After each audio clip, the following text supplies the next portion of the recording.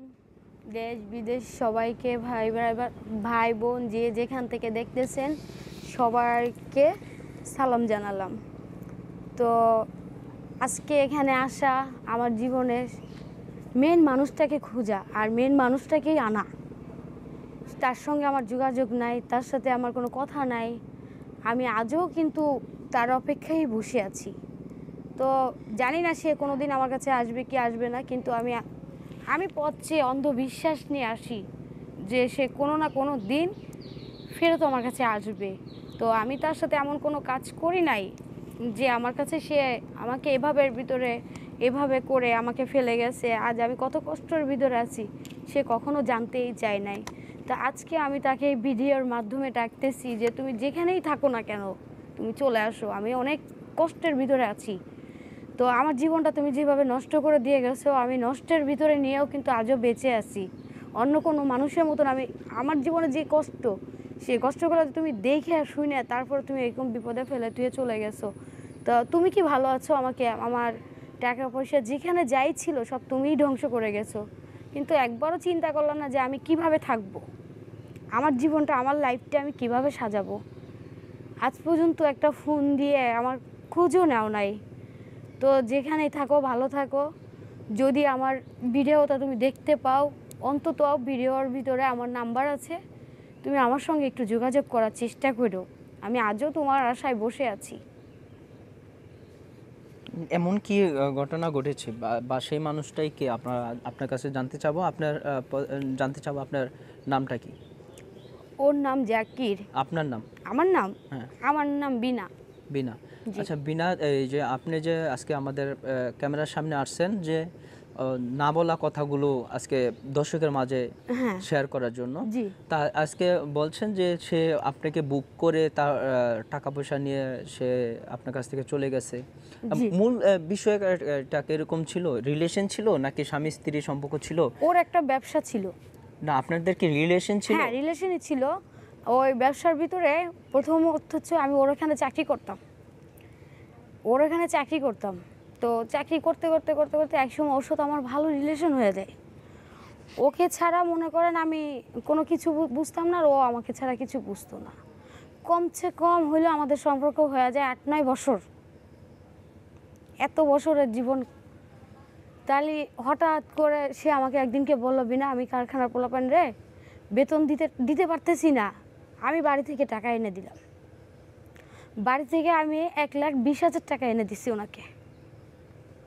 এনে দিয়ে তো উনার ঝামেলা উনি সমাধান করে চলে গেল। আমাকে বলছে সে ইন্ডিয়া যাইতেছে, ইন্ডিয়া যাওয়ার কথা বলে সে আমার কাছ থেকে বিদায় নিয়ে গেছে। তো আমি কই ঠিক আছে।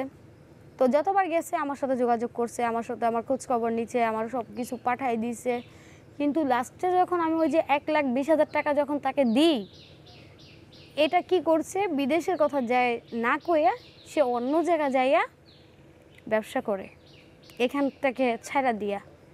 তো হঠাৎ করে না আমার একদিনকে ওর জন্য মনটা খুবই খারাপ লাগতেছে যে বিদেশে গেলে তো ও তো আমাকে বারে বারে ফোন দিয়ে জিগাইতো কখন কোন সময় কী করতেছি। তা আজকে 3-4 মাস হয়ে যাচ্ছে, ও তো আমাকে একটা ফোন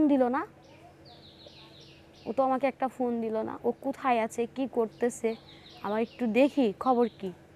তো আমি একদিন কি বললাম, আমার 2-3টা ফ্রেন্ডের সাথে আমি শেয়ার করলাম যে আমার এরকম লাগতেছে কেন, ও তো বাংলাদেশে নাই, তো ও তো মনে হচ্ছে যে ও আমার কাছেই আছে, আমার মনের ভিতরে এত অনুভূতি আসতেছে কেন, ওর জন্য এত হয় হুতাশা লাগতেছে কেন।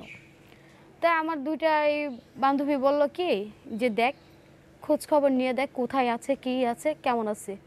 যদি এলাকায় যায় দেখো যে 2-1 দিনের ভিতরে কেউ দেখছে ওকে, তো ভাববি কি ও আছে। সত্যি সত্যি আমি যাইয়া দেখি, আমি এলাকার ভিতরে খোঁজ খবর নিয়ে দেখি ও আছে। তখন আমি পুরো ওর বাড়ির ভিতরে যাইয়া, ওর ফ্যামিলির কাছে যাইয়া আমি সব কিছু আমার জীবনের গল্পগুলো বলি। ওর ফ্যামিলিও আমাকে মেনে নেয় না। তো না মেনে নেওয়ার পরে ওর সাথে আমি একটু রাগারাগি করি। ও আমাকে ফোন দিয়ে জিজ্ঞেস করে তোমার এই কাজটা করা উচিত হয় নাই। তা আমি কইছি আমার এই কাজটা করা উচিত হয় নাই, তো তুমি যে কাজটা করছো সে কাজটা কি তোমার উচিত হয়েছে? এরকম নিয়ে আমাকে দুজনের ভিতরে অনেকটা, তা আমি বলছি আমার অপরাধটা কি? আমার অন্যায়টা কি? না আমি একটা ছেলের সাথে ভেগে গেছি, না আমি কারোর সাথে রিলেশন করছি, না আমার জীবন আমি কাউকে তুমি থাকতে আমি কাউকে জায়গা দিছি। আমি তো এগুলার একটাও করি নাই। তাহলে তুমি আমার সাথে এই বেইমানিটা কেন করলা? আমাকে দিয়ে এতগুলো টাকা উঠাইলা, আজকে আমি কিস্তিটা আমি মেয়ে মানুষ কিভাবে দেব? তুমি একবারও চিন্তা করলা না? একবারও চিন্তা করলো না যে আমি কিভাবে থাকবো? আপনাদের 8 বছরের ভিতরে কতদিন মিলামেশা হয়েছে? অনেক অনেক মিলামেশা হয়েছে। অনেক। তো আপনার বিয়ে করেন নাই কেন? বিয়ে এক হিসেবে যে হয় নাই যে তা না, বিয়ে হয়েছে। এটা কিভাবে বিয়ে হয়? সম্পর্ক যখন ছিল তখন আপনারা শারীরিক চাহিদা মিটাইছেন? না না না না, বিয়ে বিয়ে আমাদের ভিতরে অনেক পরে হয়। কেন আমি সমাজে মুখ দেখাতে পারবো না? ওকে হাতে পায়ে ধরে আমি অনেক কষ্টে করাইয়া, ওই যেদিন বিয়ের আগের থেকে ঠিক ছিল, যখন থেকে আমি কাবিন করাইছি ওকে ওর সঙ্গে, তখন থেকেই সব আওলা ঝাওলা লেগে গেছে। আর কি আগে ওয়াইফ ছিল বাসায়? হ্যাঁ, এটা আমি জানতাম না। ছিল ছিল তো আমি তো মনে করেন ওর সঙ্গে আমি অনেক কিছু হয়ে গেছে। আমি যেখানে বাসা ভাড়া নিয়ে থাকতাম সবাই জানতো ও আমার হাজব্যান্ড, ঠিক আছে? তো এখন ওর বাড়ির ভিতরে ওই যে যখন ওর জন্য আমার খারাপ লাগতেছে, আমি যাই দেখি ওর বউ, আচ্ছা আমি ওখানে যাই দেখি ওর ফ্যামিলি আছে, তখন আমি ওই জায়গার ভিতরে মাথা মুথা ঘুরে আমি পড়ে গেছিলাম। তো পড়ে গেলে পরে আমার সাথে আমি আরেকটা লোক নিয়ে গেছিলাম, আমাদের বাসার পাশে থাকতো। তো আমি ওই জায়গাটা চিন্তাম না ভালো মতন।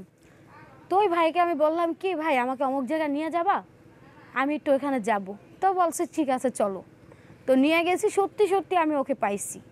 পাইয়ে তো যাই হোক, রাগের মাথায় যাই কিছু করছি, তো আমি তো ওকে ভালোবাসি দেখে করছি নাকি? আমি তো ওকে অন্ধ বিশ্বাসে অন্ধ ভালোবাসা বাসছি। তো কিন্তু সে আমার সরলতার সুযোগ নিছে। তো যাই হোক, আমি ওর বউ জানার পরে আমি বিয়ে করছি। কেন আমি সমাজে মুখ দেখাতে পারতেছি না, কেন সবাই জানছে ও আমার হাজব্যান্ড, আমার দেশের বাড়িতে সবাই জানে ও আমার হাজব্যান্ড। তো আমি কী করে নিয়ে বাঁচবো? তাহলে এখন তো আমার মরা ছাড়া আমার কোনো উপায় নেই। পরে ওকে হুমকি দিলাম, তুই বিয়ে করবি নাহলে আমার লাশ দেখবি। তো তুই বিয়ে করে ভাত কাপড় দেস না দেয় সেটা তোর ব্যক্তিগত ব্যাপার, তো যদি ভালো না লাগে তুই দিস না, তুই চলে যায়, কিন্তু আমাকে কাবিন নামা দিয়ে যা।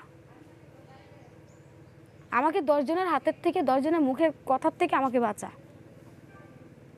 আমি ওকে এইভাবে কথাবার্তা বলে যাই হোক একটু মনোভূতিটা হয়েছে, মানে আমাদের কাবিন হয়েছে। কাবিন টাবিন দিয়ে যাওয়ার পরে ও আমাকে বলতেছে যে আমি ইন্ডিয়া যাব, আমার এরকমভাবে বলতে হবে, এরকম যাওয়ার কথা। তো এই যে আমার থেকে টাকা নিয়ে যে গেল, তখন আমি টাকা দিতে অতটা মানে ভয় পাইতাম যে আমার সাথে এইভাবে করছে। আবার বিয়ে যখন করছে, আমাদের কাবিন যখন হয়েছে 2-1 মাস খুব ভালো ছিলাম, খুবই ভালো ছিলাম, কিন্তু ওই যে আগের মতনই ভালোবাসতাম ওর বউ জানার পরে। কেন আমি তো ওর ভালোবাসা অন্ধ ছিলাম, কেন আমি তো আগেই মন দিয়ে দিছি, কিন্তু ওর মনের ভিতরে যে এগুলো ছিল এটা তো আমি জানতাম না। তারপরে দেখেন এখনও বসে আছি। আজকে 5-6 বছর আমাকে ফেলে থুয়ে গেছে, পারতাম না? আমি কি দেখতে সুন্দর না? আমার কি লাইফ গুছানোর জন্য আরেকটা ছেলে আমি আনতে পারি না? আপনার দেশের বাড়িতে কে কে আছে? দেশের বাড়ি কোথায় আপনার? আমার দেশের বাড়ি গোপালগঞ্জ, টুঙ্গিপাড়া। তো ওখানে আমার মা আছে, বাবা নাই, 2 ভাই আছে। ভাইয়েরা ভাইয়ের মতন থাকে। আমি এখন বর্তমান আমার আম্মার সঙ্গেই থাকি। দর্শক, কথা বলতে বলতে একবারে শেষ পর্যায়ে চলে যাচ্ছি, আমরা বিদায় নিচ্ছি। যে মানুষটার অপেক্ষায় সে বসে আছে, অবশ্যই আশা করব যে সেই মানুষটা তার সাথে অতি শীঘ্রই আমাদের এই ভিডিওটার মাধ্যমে কমেন্টস করে হয়তো দেখা করবে বা যোগাযোগ করবে। তার যে মনের কথা সে বলল, অজানা কথাগুলো আমরা আপনাদের মাঝে শেয়ার করে দিলাম। যেই ভাইয়ের আশায় এই আপুটা বসে আছে, সেই মনের আশা যেন আপুর পূর্ণ হোক। আপু কিন্তু কান্না করছে, আপনারা দেখছেন যে আপু কিন্তু চোখে খুবই পানি।